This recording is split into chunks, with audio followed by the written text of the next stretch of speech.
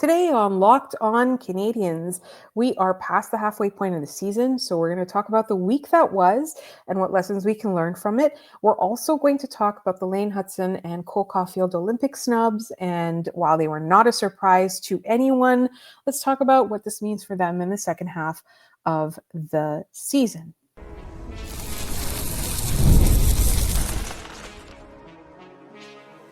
You are Locked On Canadiens, your daily podcast on the Montreal Canadiens, part of the Locked On Podcast Network, your team every day.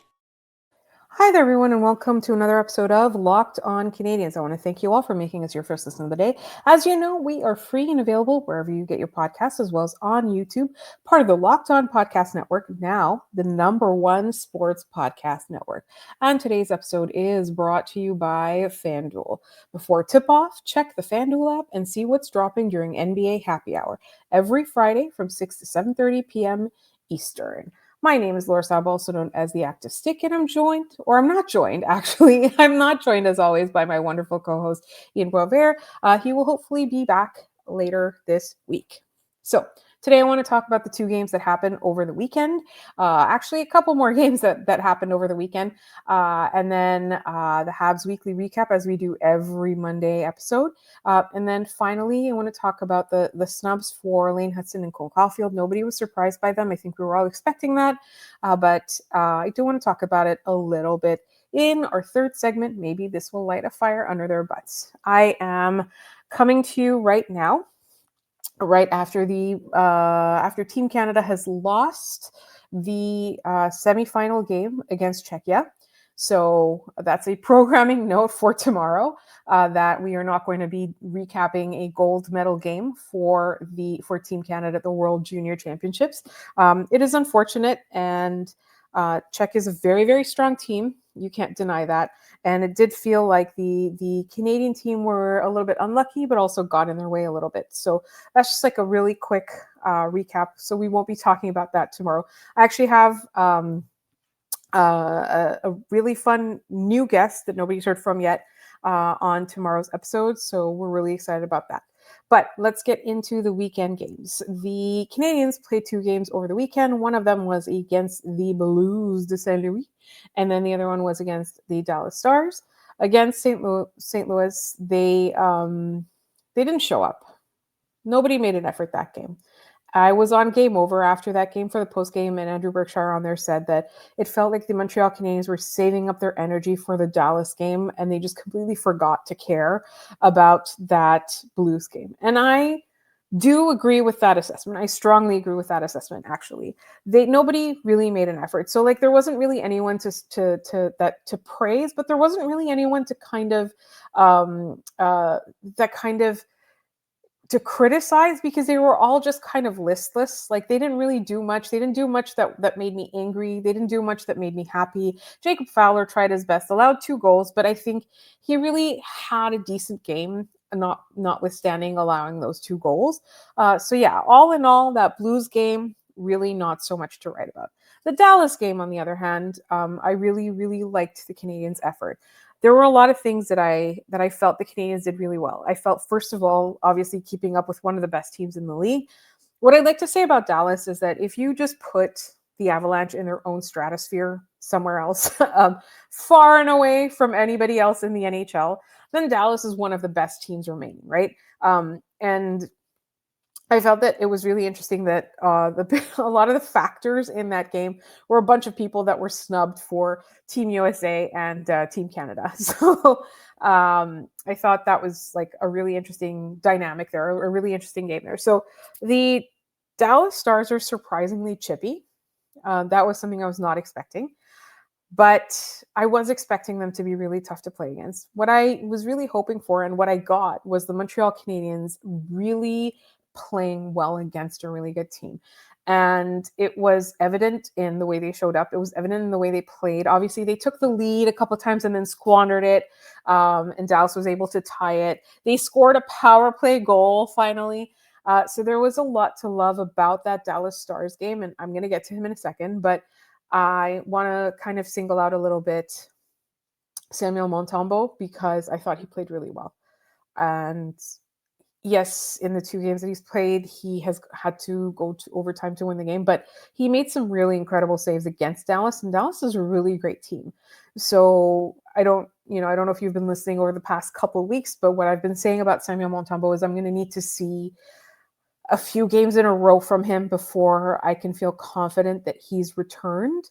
And again, this is not something where we want to dump on the guy. Like, he's obviously struggling this season, but we're hoping that he's figured it out.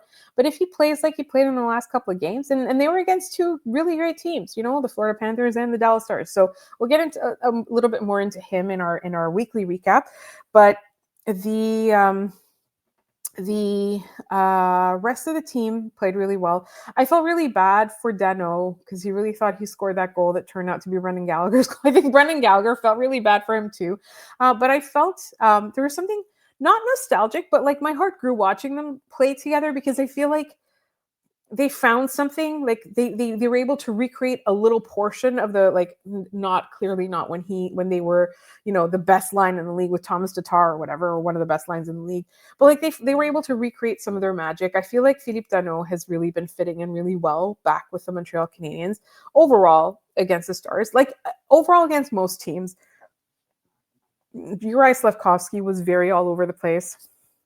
That was really funny that Demidov took a penalty. Like, I feel like it wasn't. Also, what the hell was with that bench liner? I think it was like the person who caused it was like maybe Cole Caufield or something. Like, somebody who should know better. So yeah, unfortunate, inopportune penalties taken by the Montreal Canadiens in that game. They kind of got in their own way. They made some mistakes, but they played overall. They played really well. Again, Juraj Slavkovsky was everywhere. Really, really happy to finally get a power play goal. But overall, I want to kind of focus on how much better they were offensively and against the Dallas Stars. Which brings me to one Lane Hutson. That overtime goal, I think the whole play, when you're in an overtime situation, it feels like there's like a great sense of urgency and risk, right? You don't want to give up possession of the puck. It's kind of a crapshoot, right? Who wins in overtime? Like, I know there are a lot of criticisms to be had with a 3-on-3 overtime, but what Lane Hutson was able to do was take something that really, like, it's an urgent moment. It feels like, there's a desperation aspect involved, and he was so poised and he made it look so easy. Like, I watched that the afternoon, like throughout the afternoon, I kept going back and looking for gifs of that play and that goal, because the effort to get to overtime obviously was incredible from the Canadiens, and then Lane Hutson to reward his team by just doing that. Like, again, it's a moment where, like, you have to think fast. It is fast, urgency, risk, danger, all of that, and he just made it look so easy. I feel like every day we watch Lane Hutson, he does something new like that. We're never surprised by the fact that he's incredible. Like, I feel like, you can tell when you're at the Bell Center, and I've been in person at the Bell Center, and also a couple of other arenas where I've watched the Montreal Canadiens recently since he's made the team. And when he has the puck, like, it's just, everybody knows something special is going to happen. What I think is really incredible about this player is that every special thing that's going to happen that we see is something new. And it's something like, you watch that play again today, like, that's a veteran play. Like, this guy is in, for all intents and purposes, I know it's like year 3 of his contract or whatever. He played 2 games in his first year. Like, this is his second year in the league, right? Like, for all intents and purposes. And he plays like a veteran. I cannot say enough about that overtime excitement. Again, overall, the Canadian, nothing to say about that Blues game. Like, I don't even know if I can be actively disappointed about that Blues game. It's like a day. It's a thing that happened. It was a game that happened, right? The Canadians didn't do well. They should have been prepared. We'll get into that in our weekly recap in just a couple moments. But the Dallas Stars game, I really feel like it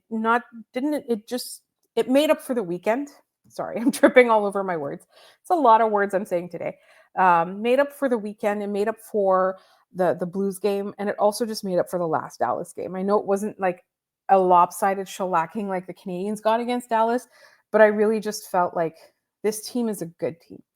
And it's really been so incredible to watch them be able to come back and do things like this, right? Like with all their key injuries, with their inexperience, to be able to go to toe to toe with incredible teams like also the Carolina Hurricanes, which we'll get into again in our next segment. But yes, like just that Dallas effort really made up for the whole weekend. All right, so coming up next, surprise, surprise, it's Monday. So we are going to have our weekly recap, and that's coming up in just a moment here on Locked On Canadiens.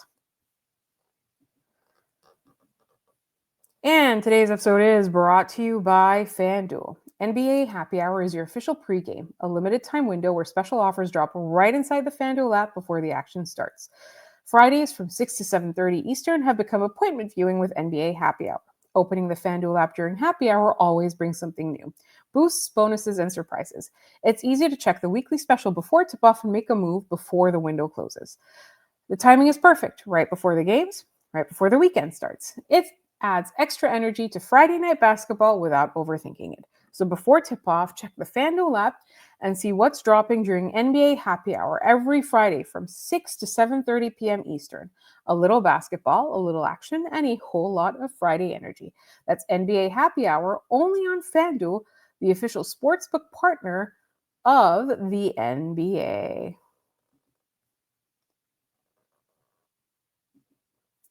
Thank you, everyone, for making Locked On Canadiens your first listen of the day. And thank you for making Locked On the #1 sports podcast network. And if you haven't already, go check out our new Everydayer Club. You'll get access to an ad-free audio feed for Locked On Canadiens compatible with Apple Podcasts, Spotify, and every other major podcast app.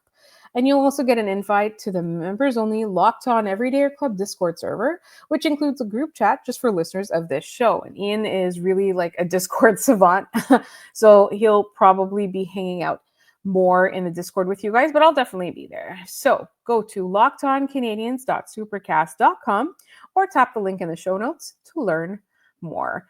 Right. It is Monday. Let's get into our weekly recap. The Montreal Canadiens had 4 games this week. This schedule has been very crazy, obviously, because of the Olympics. But this upcoming week, we'll have the weekly forecast for that tomorrow. It's back to another 3-game week, which is a huge relief. I want to say this past Sunday, yesterday's game, by the time you're listening to this, was the last Sunday game we're going to have for a few weeks. I believe we don't have any more in January, and then we have the Olympics. So it'll be a while before we see another Sunday game. But that doesn't mean the schedule is back to even. We've got Wednesday games coming up, Monday games coming up. So, it's not perfect. But this is, we've had so many back-to-backs and Sunday games the past little while. So this is, the Dallas Stars one was the last one for a little bit. I, for one, am extremely relieved about that part. 4 games, the Canadiens win 3 of them. They get 6 out of 8 points. If you know, all along on the show, we say whenever there's a 3-game week, the Canadiens need to aim to get 4 out of 6. Whenever there is an 4-game week, the Canadiens need to aim for 6 out of 8. And 6 out of 8 was just that. Alluded to it in our first segment. Samuel Montembeault played 2 games this week. Both went to overtime. Played well in both. He got both wins, and he played really well in both. And I also always say, Montreal, goaltending in Montreal is incredibly hard. And I feel like we can't be too hard on Samuel Montembeault, but I think we do need to be cautious before we declare his crisis over. Hopefully he is back. Hopefully that conditioning stint helped him, or hopefully, some time off really helped him and kind of had him recenter his brain. Or maybe just the fact that the pressure of not making the Olympic team is now removed. He played himself off of it very easily and handily. And now maybe he can go back to just being a good goaltender. Maybe there was too much pressure there. I don't know. But that was something I wanted to single out from last week. The chaotic game against Carolina, man, that was it was fun to watch, but also kind of frustrating to watch. The Montreal Canadiens really do need to figure out their defense and goaltending situation. To be honest, I don't know if it's ideal to let in 5 goals. And I know my co-host was a lot easier on Jakub Dobiš for that because of screens, et cetera, et cetera. I personally feel like, I don't know, I wanted better. But I did want to say that game kind of really indicated what Mike Matheson is worth. The Canadiens had a hard time without him. Also, I never want to see our Bergevin and James Drew play together again. Just split them up. So yeah, and then that game against the St. Louis Blues, I think Jacob Fowler was the only one who showed up. Unfortunately, had to absorb a loss. And finally, the Dallas Stars game. So overall, 6 out of 8 points. They did give up an overtime point to a division rival, which is not ideal. But I think at this point, they just need to bank as many as they can get. And the Montreal Canadiens are. I'm going to be doing a half-season check-in a little bit later this week. We have a special guest coming up tomorrow, and then first-time guest, actually. And then on Wednesday, probably will focus on the half-season mark because we are now well past half. Well, we are past half the season. So we are going to talk a little bit about that, like some projections, etc. So yeah. Anyways, a couple of the stories of the week. I thought Nick Suzuki played well all throughout the Florida Panthers game. My co-host disagreed with me before we started recording, and he said Nick Suzuki wasn't that great that game until he turned it on and then tied the game and then won the game.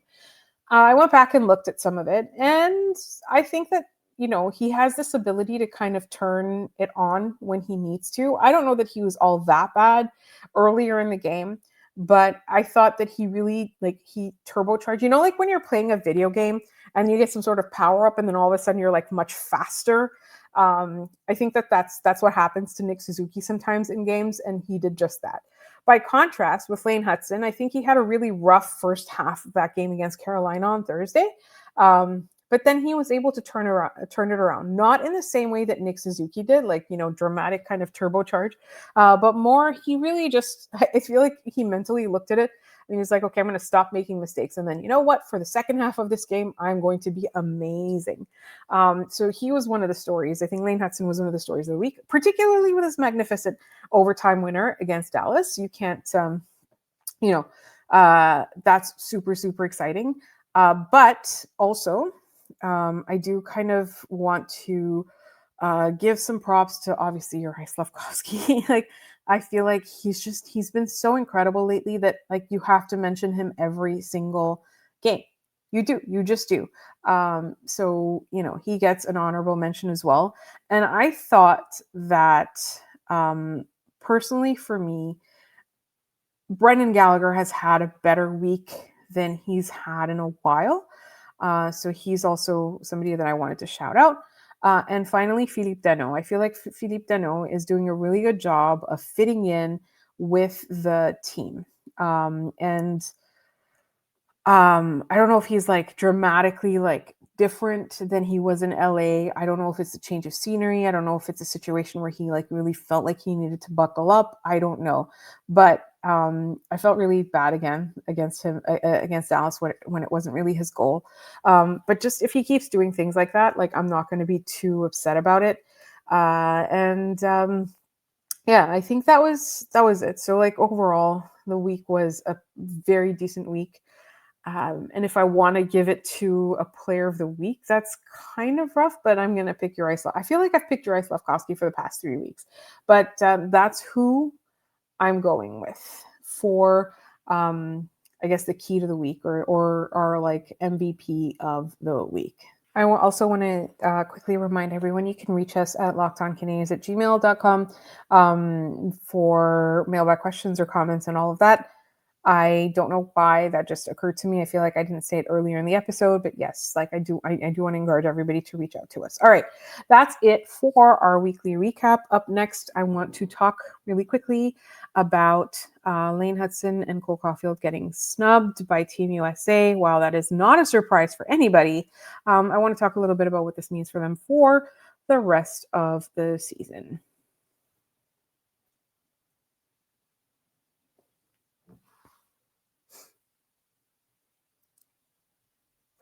All right, so let's get into our third segment where we're going to talk about the Team USA snubs for Lane Hutson and Cole Caufield. Everybody in the world saw that coming. Both of those players saw it coming. The Montreal Canadiens saw it coming. Team USA was not going to pick them. What I thought was really surprising, actually, was the fact that they weren't going to take Lane Hutson would not have been surprising at all, but I did assume that Team USA was going to take Adam Fox. So that was a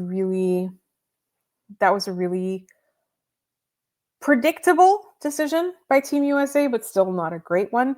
And with Cole Caufield too, like I feel like he might be a player that they have on their like short list for players to call up in case of injury, but I also don't have a lot of faith in that. I really quickly want to say that we're going to react to the Olympic rosters tomorrow on tomorrow's episode. So, Team Finland's released, Team Sweden's released, Team Canada and USA obviously have released. We only talked about Nick Suzuki making Team Canada last week, but, we can kind of talk a little bit about the rosters and all of that.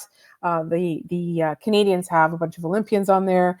And we'll talk about that on tomorrow's episode. We won't be talking about the World Juniors gold medal game because Canada didn't make it. And I stayed, I didn't record this until the end of that game in the hopes that I would have a semifinal recap to do for this episode and a gold medal game to cover for tomorrow. But sadly, that's not going to be it. But anyways, back to the topic at hand. I think we've done this over and over again on the show. We don't need to rehash the Team USA mentality. It's kind of a North American mentality too, is like they'll either take like specific role guys, which I think is really weird because it's a best on best tournament. So just, take the best players.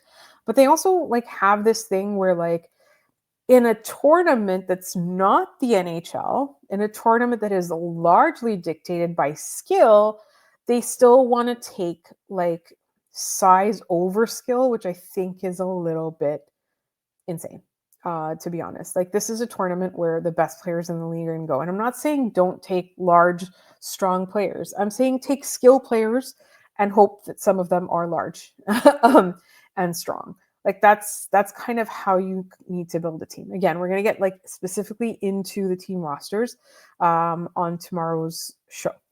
But today, I want to talk about Lane Hutson and Cole Caufield. Now, I've been asked a couple of times by, just people who don't necessarily follow the Canadiens specifically, but follow hockey overall, just kind of out of mild interest, or they kind of keep up with what's going on with the Canadiens. And they ask, like, does this mean that Lane Hutson and Cole Caufield will be extra motivated for the second half of the season? And I think the answer to that is both yes and no. Because I personally feel that like Lane Hutson brings it all every single game. He does not take a shift off. I feel like his entire life is lived with proving people who did not believe in his ability to be an impact player wrong. I feel like that's just the way he lives his life. His work ethic is all about hockey. He eats, sleeps, breathes hockey. His partner is a hockey player. Like everything about him is hockey, right? We saw him in the summers. We made fun of how like he and Montembeault were always on the ice the longest. They always got on the ice the earliest. So I feel like, there's no extra motivation there. Like Lane Hutson was always going to be this Lane Hutson. He's going to continue on this trajectory for the rest of the season. He's been incredible for the first half of the season. Again, we're going to be doing our mid-season check-in. I'm going to say Wednesday episode. I think that's probably where it's going to land. So we'll do that then. But, I don't think that this is going to light a fire under his butt because I think the fire has always been there. The fire under his butt will never be extinguished. This is a direct quote from Locked On Canadiens. Cole Caufield, on the other hand, I don't know that he will change who he is or change the way he plays as a response to that. Like, I think that for both players, it's an honor to represent your country. And I feel like this would have been a dream for them. And I feel like, it would be natural for them to be disappointed. I also do want to point out that I want to say it was Kent Hughes. I'm not 100% sure. But, somebody said, like, we believe there'll be Olympians in the future. And I can't, like, it might have been Marty. It might have been Kent Hughes. It might have even been a media member. And it was on French media. So I was watching, I want to say, like, Team Canada, maybe the quarterfinal game. Anyways, anyway, I feel like it's a disappointment for them, but I don't think it changes who they are. And I feel like with Cole Caufield, like he's not motivated by spite. He loves the game. He wants to play and he wants to be joyful. He wants to score goals. Like, I think it's going to be tough for both of them to like have, Nick Suzuki go to and Juraj Slavkovsky go and Oliver Kapanen go and then come back with like stories of the Olympics, et cetera, right? Like it feels like there's going to be some sadness and FOMO and all of that. But I really just think that, first of all, if the Team USA management changes, which if they don't medal this Olympics, because they are one of the top 3 favorites to medal this Olympics, if they don't, there's going to be conversations to be had, and maybe the management changes, and maybe the future management will take, if not Lane Hutson, they'll take Adam Fox, and they'll take somebody like Cole Caufield, right? So anyways, I think that Cole Caufield is he just wants to play hockey and be good at hockey and have fun, and in a very different way than Lane Hutson. Like, Lane Hutson takes it very seriously. Lane Hutson, this is his personality. Whereas Cole Caufield, I think he just like kind of loves being a good hockey player, right? Like, it's a joy. Like, Lane Hutson is like a serious, like studied approach. And then Cole Caufield is just kind of like a, just a I love hockey approach. I feel like it's going to sting. And I don't see Cole Caufield responding to it by not playing well. I feel like he's just going to be the same. He's on pace for 42 goals, I think, for this season, like 40 something, 45, 42. Anyways, it's a 40 something goals. And I think that there's no reason to think that he's not going to get close to 40 like he did last year, right? Like 37 goals last year. Maybe this year he'll get 38. Maybe he'll get 41. Who knows? I just feel like it was always going to be that way. But the reason I brought this up is that, like, I feel like I keep getting asked about, is this going to, are they going to be better out of spite? I think they're like as good as they're going to be this season. Like, I can't fault their games. Like, are there any games that you can think of that either player did not put in 100% effort this season? I cannot, unless you're talking about the 2 St. Louis Blues games that they played. I cannot, right? Like, and so I don't know. I feel like it's disappointing for them, but I don't feel like they're going to play particularly better or particularly worse because of this snub. But like, I want to like clearly state that, like, I think it's not just the Montreal Canadiens fan base that thinks that this was a bad idea. Like, I keep seeing, let's say Team Canada fans, but like maybe they're Leafs fans, maybe they're Sens fans, just being excited that the US left them home. Anyways, it is time for our trivia. I'm going to ask the question that my co-host asked at the end of last episode, which was Carolina Hurricanes related. All right, so Friday's question was, Montreal's win in Carolina on Thursday was their first in Carolina since April of 2016. You heard that right. Before the Canadiens won in Carolina on Thursday, January 1st, 2026, the Canadiens had not won since April of 2016. Who scored the game-winning goal for the Montreal Canadiens in that game?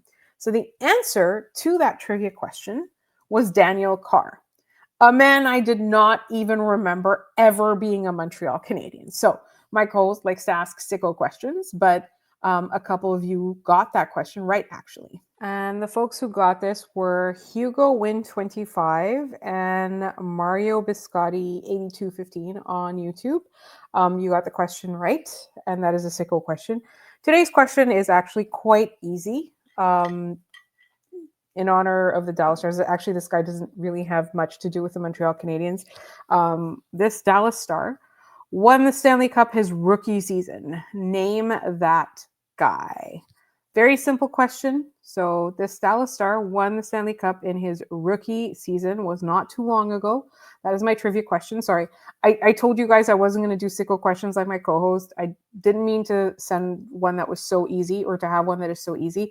But that's the question for today. Like, I really wanted it to be Dallas Stars related. And then all the questions that had like anything to do with both Dallas and Montreal, I feel like we've asked in the last year. So this current Dallas Star won the Stanley Cup in his rookie season? Name that guy. That's the trivia question for today. Thanks for tuning in today to Locked On Canadiens. Tomorrow, we will have a special guest, a first-time guest, and we'll be talking about the weekly forecast, as we always do. We're going to react to all the Olympic rosters, and we're going to maybe make some fun predictions for the second half of the season. So make sure you subscribe to and you follow Locked On Canadiens so you get all of the latest episodes. You can find us all over social media. We're on TikTok as Locked On Canadiens. We're on Blue Sky as Locked On Canadiens. We are on Instagram as Locked On Canadiens. You can also email us at lockedoncanadiens@gmail.com. And if you never miss an episode, the Everydayer Club is built for you. Get Locked On Canadiens ad-free, plus members-only Discord access, and more. Head to lockedoncanadiens.supercast.com to join the club. And for those of you on video, we're going to send you to the first ever 24/7 National Locked On Podcast Network YouTube channel. And on audio, make sure you make your second listen NHL game night on Locked On NHL. I want to thank everyone for listening, and we will see you tomorrow with some fun stuff and a special guest.